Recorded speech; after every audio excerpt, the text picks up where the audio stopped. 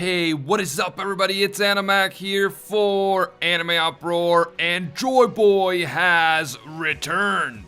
Luffy seemingly died and then came back to life, and a new power awakened inside of him. A power that could be a completely new form, a devil fruit awakening, or something even more insane.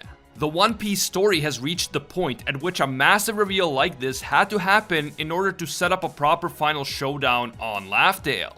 But by making this reveal, Oda may have just spoiled Luffy's true power and how this incredible story will finally end, so let's get into it. If you guys enjoy our One Piece content and you want to see more, leave a quick like and comment. It only takes a second, but it helps with that YouTube algorithm. And remember that subscribing and hitting that notification bell is a very real way of directly supporting the channel, and it's completely free. If you're looking for more One Piece content to watch, we have an entire playlist on One Piece. I will link it down in the description. Finally, this video will contain spoilers for the latest One Piece manga chapters, so please proceed with caution, you have been warned. So, in the most recent chapters of the manga, the CP0 members on Wano learned that the Gorosei have issued a critically important edict. Straw Hat Luffy must be eliminated at once. He must not be allowed to defeat Kaido. He must be stopped right here and now. As soon as we hear this, we all immediately wondered why the Gorosei are so determined to kill Luffy at this very moment. They are not even willing to wait for Kaido to take care of Luffy, despite the fact that Kaido is known as the world's strongest creature, a creature who seemingly cannot die. And yet, the Gorosei seem to think that Luffy has a chance of defeating him, because the nameless CP0 agent with that white bowler hat seemingly sacrifices his life in order to interfere in the fight between Luffy and Kaido. As a result of the agent's interference, Luffy takes a massive blow from Kaido head on. He is then sent crashing to the ground, he loses consciousness, and he is defeated. The narrator even confirms that Kaido is the winner of the battle. Momo also says that he can no longer hear Luffy's voice, and Kaido then declares that Monkey D. Luffy is dead. At this point, it doesn't look great for Luffy, and if he wasn't the main freaking protagonist, we might have been tricked into thinking that he had actually died. But Luffy is the main protagonist, and as the chapter comes to an end, we see Luffy's supposedly lifeless body begin to smile. Steam is rising from his body and his hair has turned into some sort of goop, as if it's melting. It is also implied that Luffy's heart had in fact stopped beating, but then it started up again. The Japanese word used to describe Luffy's smile as he comes back to life is Nika, as in the sun god Nika. And as all of this is happening, Zunesha arrives. Zunesha, who is now confirmed to have been a companion of Joyboy 800 years ago, says the following. Momonosuke, I can hear it. How long it's been. I hear the drums of liberation. For the first time in 800 years, he is here. Joyboy has returned.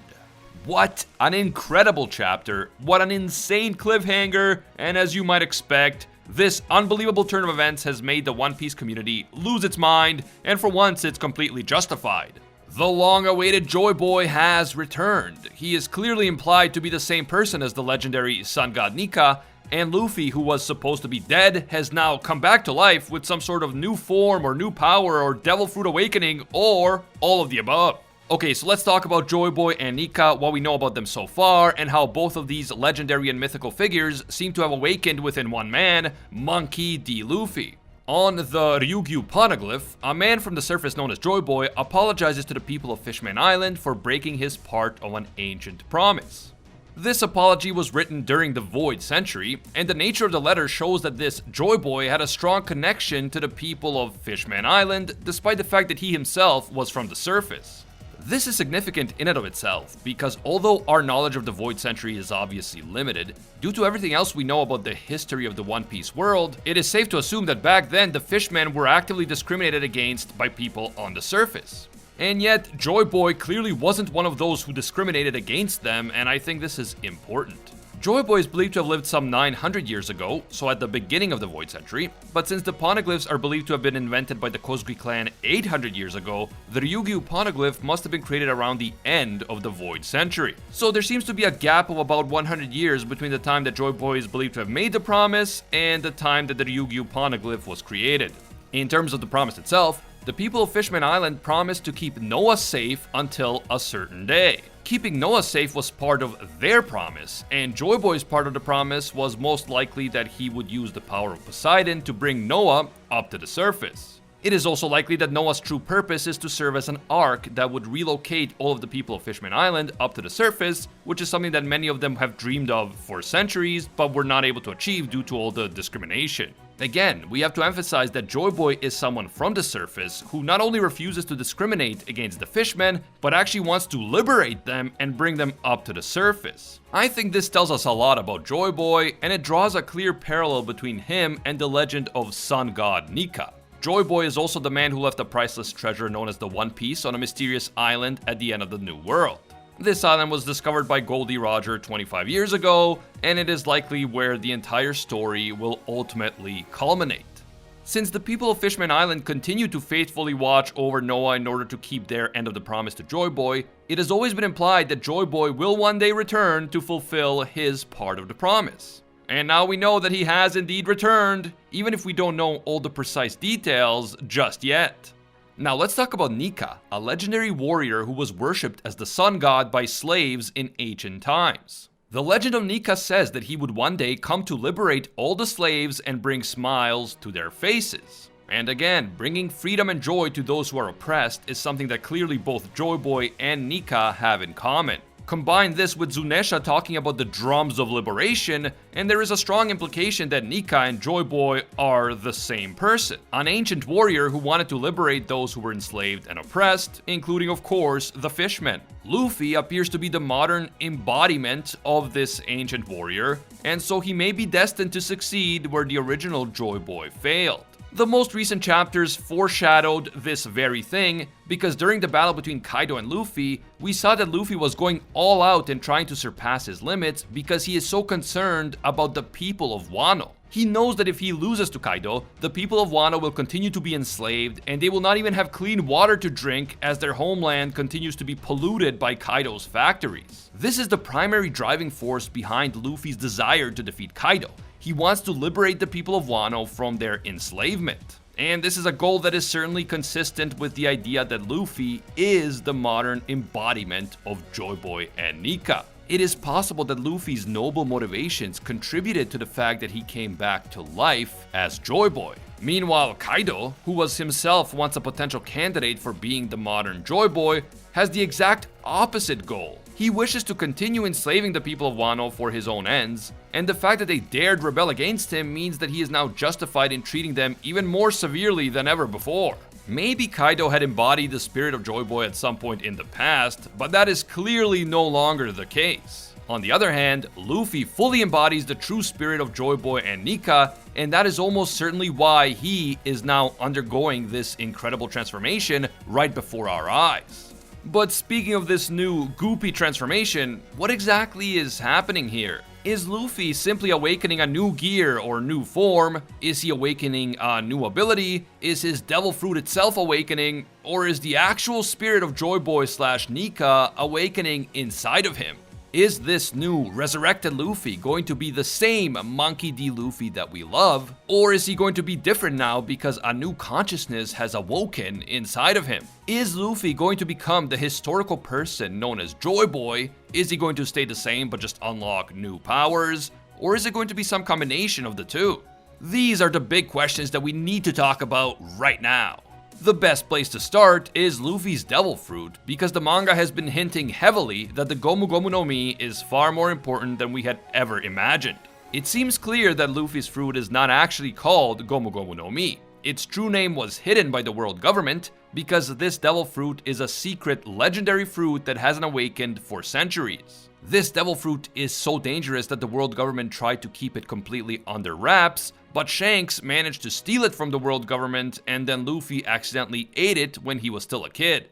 But assuming that Luffy's fruit is this legendary fruit that hasn't awakened in centuries, why is it so dangerous? Was this the original Joyboy's fruit, and does it still have some part of him inside of it, perhaps his will or some special power that he possessed? Is this even a rubber fruit at all? Or could it be something else entirely, and the rubber may just be one small aspect of its true powers? I mean, this could just be a standard Devil Fruit awakening, maybe similar to Katakuri's Mochi Mochi no Mi, which has many similar properties to the Gomu Gomu no Mi. So Luffy could develop something like the ability to transform his body more like a Logia user. He may even end up being able to turn inorganic materials nearby into rubber, and so on. This would certainly be a sick power-up for him, but if this is all that's going on, then the whole Joyboy is back stuff doesn't seem to be related to it. Luffy's Devil Fruit could awaken like Katakuri's without Luffy dying and being reborn as Joyboy, so the heavily emphasized Joyboy connection seems to indicate that there might be more going on here. Because it's been implied that the Gomu Gomu no Mi is not the real name of Luffy's Devil Fruit, it is possible that rubber-related powers are just one aspect of the fruit's full potential. Maybe Luffy can use other abilities beyond just rubber-based powers, and he just didn't realize it yet. For example, maybe his actual ability is closer to burning rubber, so a combination of fire and rubber, or some combination of rubber and lava, or rubber and some other element. There is also a lot of speculation that Luffy's real Devil Fruit may actually be a mythical zone, like the Monkey King Sun Wukong fruit. I think that this would be extremely cool. I've read A Journey to the West, and Sun Wukong has some awesome powers, and of course Luffy's character definitely has that Monkey King energy. But even though the Monkey King fruit would definitely be a good fit for Luffy, the fact that this Devil Fruit is a dangerous, legendary fruit that hasn't awakened for centuries means that it is likely directly related to Joyboy and Nika. And I think that in order to better understand how Luffy's new power could directly connect to two legendary ancient figures like Joyboy and Nika, we need to go back to the beginning. And by that, I don't mean the Void Century, but even before the Void Century. We need to go back to over 1,100 years ago in the world of One Piece to the advanced civilization that inhabited the moon, the same civilization whose descendants are the modern-day Skypians, Shandorians or Shandians, and Birkans. But to find the answers we need, we first need to go back 3,500 years in our own world and take a look at the Olmec civilization of Mesoamerica. Now, it is pretty clear that the ancient civilization on the moon, along with all of their descendant civilizations, are heavily inspired by ancient Mesoamerican civilizations, including the Aztecs and the Mayans. The parallels are blatantly clear when we look at the architecture, art, and culture of these civilizations in One Piece and then compare them to the real-life Mesoamerican civilizations. I mean, this particular statue of Quetzalcoatl, the feathered serpent god from Aztec religion, seems to have been directly taken from real life and drawn into One Piece. But while I've seen a lot of talk about the sky civilizations being inspired by the Aztecs and Mayans, I rarely hear talk about the Olmecs, who predate the Aztecs and Mayans, and without whom the Aztecs and Mayans and other Mesoamerican civilizations would not have existed. The Olmec are considered to be the first major civilization of ancient Mexico, and their history dates all the way back to 1500 BC. This is of course many centuries before the Aztec and Mayan empires would flourish in Mesoamerica. It is believed that the Olmec civilization pioneered many of the things that later Mesoamerican civilizations would become known for, including that famous Mayan calendar, the ball games that the Mesoamerican people played,